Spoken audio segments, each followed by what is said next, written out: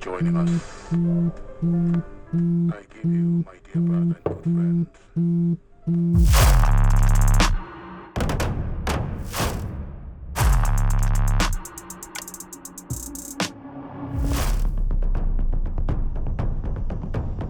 Granny, I don't have much time. I was in an accident. Please, you have to help me. Send money. Now.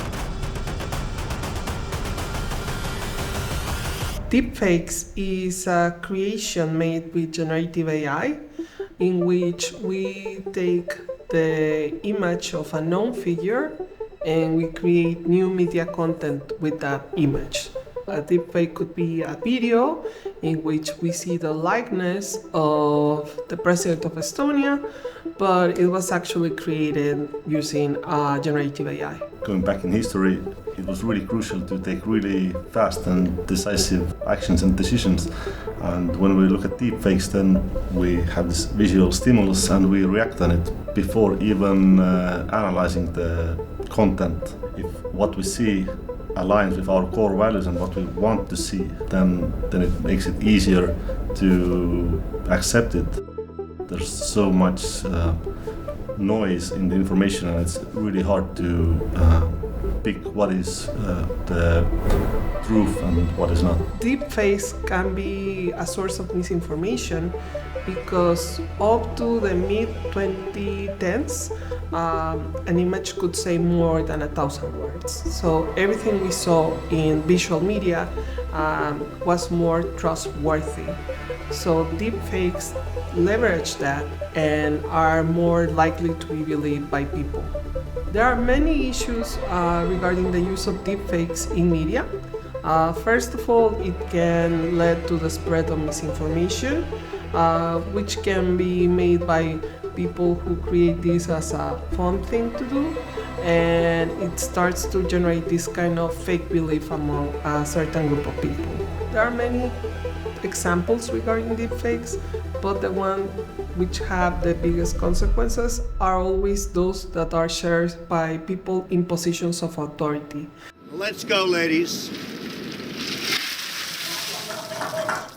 This is real. This is real. Mis selle pildi taotlus oli, kelle, mille jaoks ja kellega? Null. I think it's fake because first of all, I mean, this could never happen, and second of all, the water here it just looks off. I agree with you. Tema poolt vist võiks arvata, et ta võib mida iganes teha, siin on nagu, nii et ma ütleks, et see on päris. But it's actually real. Okay.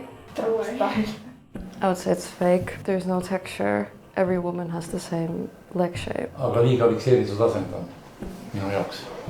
I don't know. No, real. Legs here. There is no body. Oh, yeah.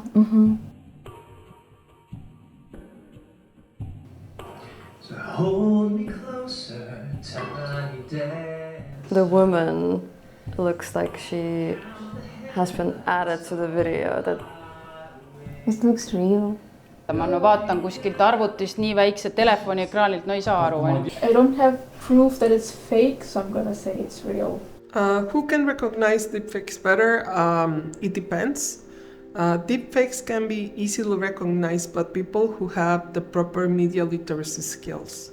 Unfortunately, this means that the most likely people to believe in deepfakes are people who lack these skills, particularly people who are older than 50, for example. We're talking about the boomer generation, we're talking about the post-boomer generation, and some Gen Xers.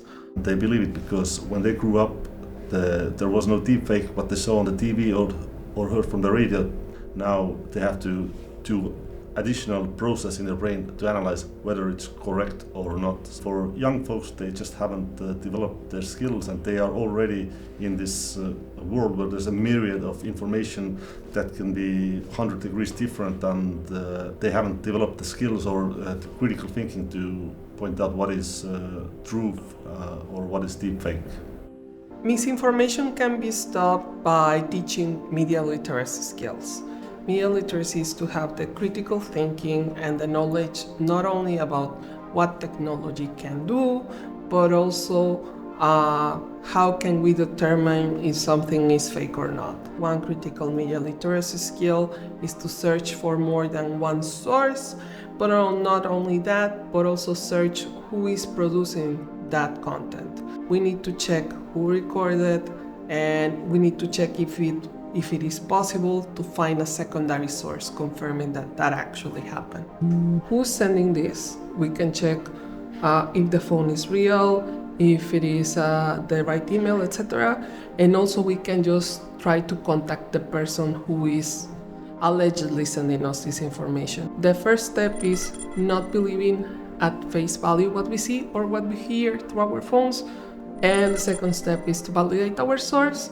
And a third step would be to set up this kind of social protections, having certain words or passwords that only our inner circle knows, so we can verify whether it's our likeness real or not.